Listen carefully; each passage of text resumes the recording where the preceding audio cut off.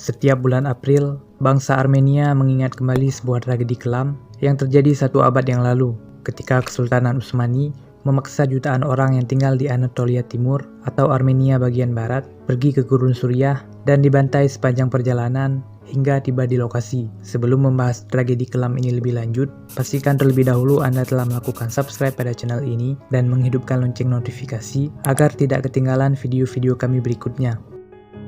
Peristiwa genosida Armenia dimulai pada 24 April 1915.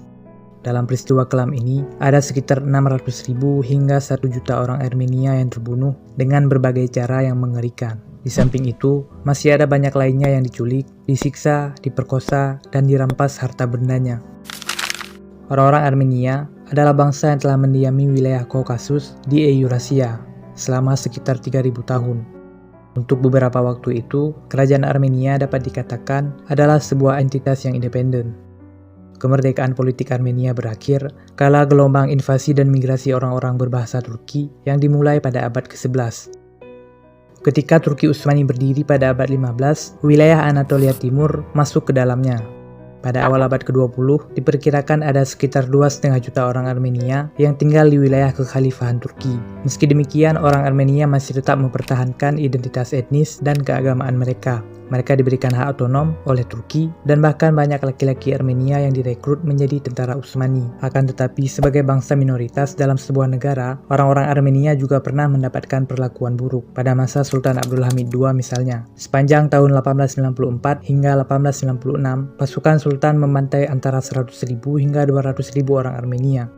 Peristiwa ini dikenal dengan Pembantaian Hamid.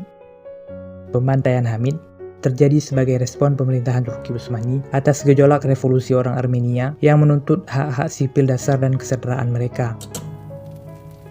Pada tahun 1908, reformasi kaum Turki muda melengsarkan Sultan Abdulhamid dan membentuk konstitusi baru yang lebih modern. Orang-orang Armenia pada awalnya mengharapkan pemerintahan baru ini akan membuat mereka memperoleh kesetaraan. Tetapi ternyata kaum Turki muda justru menerapkan kebijakan yang lebih keras kepada orang-orang Armenia. Kaum Turki muda mengeluarkan sebuah slogan nasionalistik yang dikenal dengan Turkifikasi, yang menimbulkan sentimen kalau orang-orang non-Turki dianggap berpotensi menjadi ancaman bagi negara.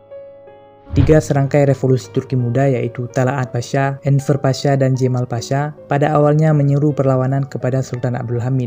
Gerakan ini juga mendapat dukungan dari orang-orang Armenia karena barisan revolusi menyerukan tatanan negara yang lebih pluralistik serta menjunjung tinggi kesetaraan semua golongan. Namun pada akhirnya, revolusi ini justru berbalik menciptakan kebijakan yang sangat nasionalis dan cenderung fasis, di mana negara harus diseragamkan dalam identitas keturkian.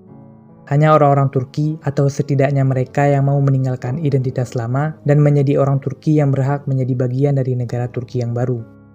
Kekalahan Turki dalam Perang Dunia Pertama nantinya semakin memperburuk keadaan dan citra orang Armenia bagi pemerintahan Turki.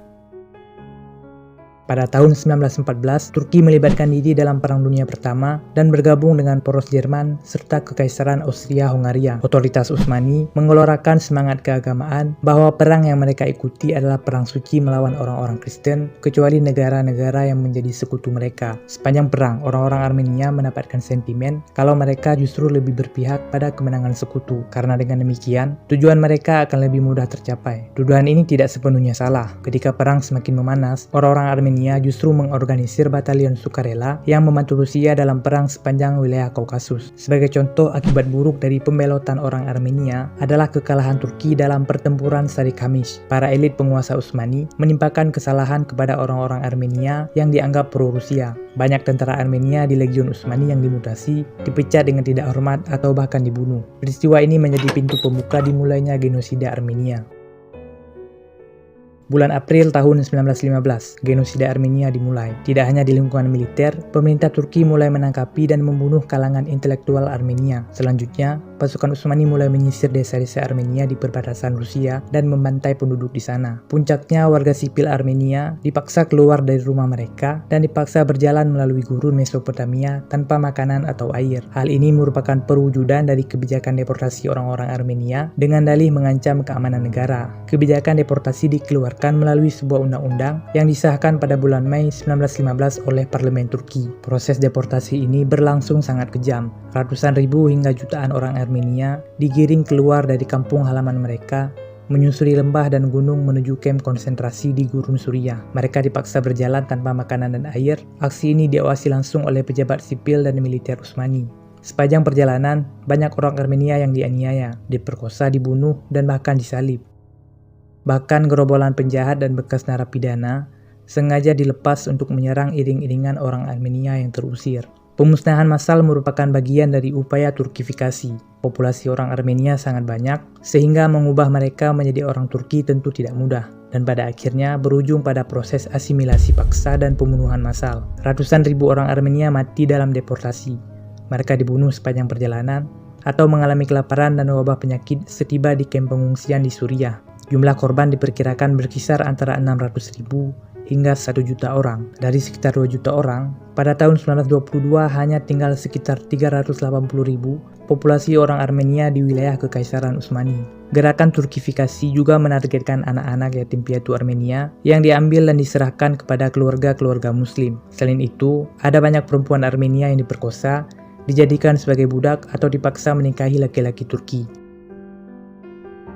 Pada akhir Perang Dunia Pertama, beberapa otak pelaku genosida sempat ditahan dan diadili. Akan tetapi, setelah kaum nasionalis di bawah pimpinan Mustafa Kemal Atatürk meraih tampuk kekuasaan, proses persidangan terhadap kasus kemanusiaan ini justru mengalami kemendekan. Banyak pelaku yang dibebaskan bahkan masuk kembali dalam pemerintahan Republik Turki. Meski Atatürk mengakui adanya tragedi pembunuhan besar-besaran ini dan mengutuknya, tetapi hingga 100 tahun peristiwa ini berlalu, Turki tidak berbuat banyak, bahkan untuk mengakuinya sebagai sebuah genosida. Pembantaian orang-orang Armenia disebut sebagai tindakan perang yang memang perlu dilakukan. Hingga saat ini, mengungkit-ungkit peristiwa genosida Armenia masih menjadi sesuatu yang ilegal dan dianggap sebagai penghinaan bagi negara Turki, Amerika Serikat, dan negara sekutu sendiri untuk sekian lama tidak pernah mengungkit kasus kemanusiaan ini. Hal ini ditengarai untuk menghormati Turki yang menjadi sekuler setelah pemerintahan Atatürk.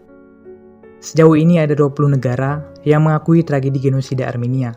Uruguay adalah negara pertama yang mengakuinya pada tahun 1965. Presiden Turki Erdogan pernah menyampaikan bela sungkawa pada peringatan tragedi ini. Ia menyebutnya sebagai konsekuensi yang tidak manusiawi, namun ia menolak penggunaan kata genosida. Pembantaian orang Armenia adalah sebuah tragedi yang sangat buruk dan tidak terbayangkan.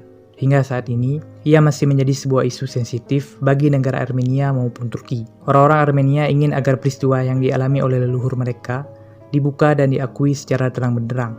Namun di sisi lain, negara Turki meskipun mengakui peristiwa ini, namun menolak penggunaan kata genosida. Bagaimana tanggapan kalian terhadap tragedi ini? Sampaikan pendapat kalian di kolom komentar, dan jangan lupa menekan like, menghidupkan tanda lonceng, agar tidak ketinggalan video-video kami berikutnya.